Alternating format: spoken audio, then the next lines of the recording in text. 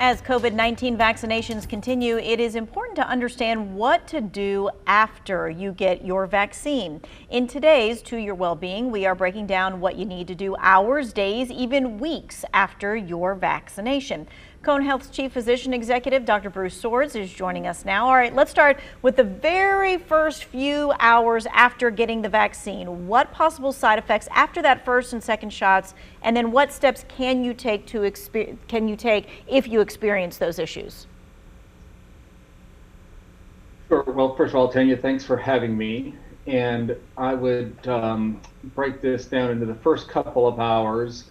The first 15 to 30 minutes after your vaccine, you will be monitored wherever you get the vaccine, whether it's with Cone Health or any of the other vaccine providers. And the reason that we do that is to make sure that there's no immediate reaction to the vaccine itself. Once people are past that first 15 to 30 minutes, most people are not going to feel anything initially. So in the first few hours, really very few, if any, symptoms, other than you'll feel like you got stuck in the arm with a needle, because you have. But really shouldn't anticipate very many reactions within the first 2 to 4 hours.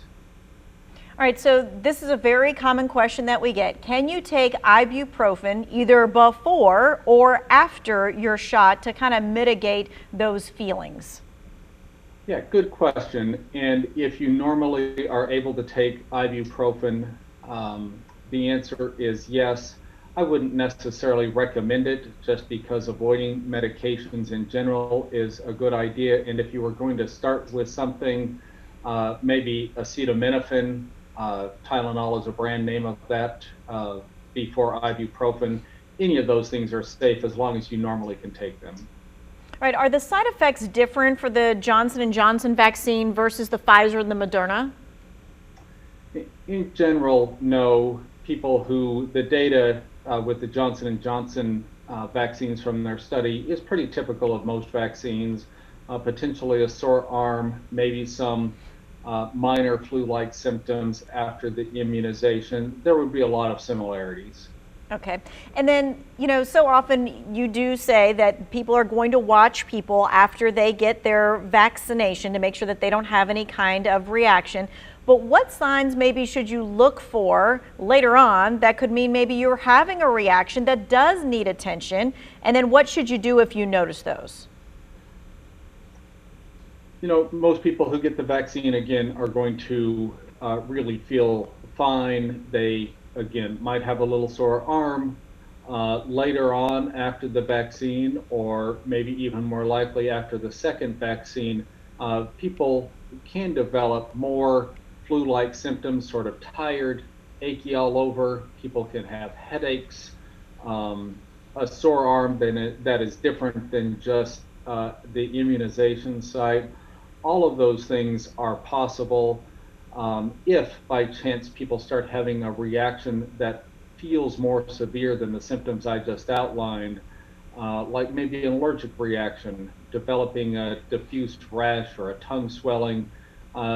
Those are almost unheard of, but if those sorts of things happen, that would be the time to contact your physician. Okay, and if you take medications on a daily basis, we get lots of, calls about this too, because they're on certain medications. Should you keep taking that daily medication after you get the shot? The answer to that is almost always yes. There may be really rare circumstances where that wouldn't be the case, but by and large, your physician would have talked to you about that already. So continue your medications after the immunization. Okay, so those are all the timetable, like right after you get the shot in that first 24 hours. Now let's talk about a few days after getting the vaccine. Do we continue to do the 3 Ws after we get that second vaccination? Yeah, good question. And certainly within, even if you've had your second vaccine, within the first few days, the data is that you are not as immune to the virus as you will be 2 weeks after you receive the second vaccine. And so no matter when you have the vaccine, in general, the right idea is to continue the 3 Ws. All right, and the first thing that people are going to ask, all right, I must have immunity because I've had the vaccine. So how long after the shot will you have immunity? And then they're going to ask again, can you stop the 3 Ws then? So the first question, how long do you have immunity? Truth is, we really don't know right now. So these studies, you remember the time frame, they started in July. We started giving them out to the general public in groups starting in December. And so really haven't had enough experience to figure out the duration of immunity. So we don't know the answer to that. In regards to wearing a mask, there will be a lot of it depends answers here, and folks won't like that. If you're going to the grocery store and you're fully immunized, you should wear a mask, wash your hands, and stay away from people.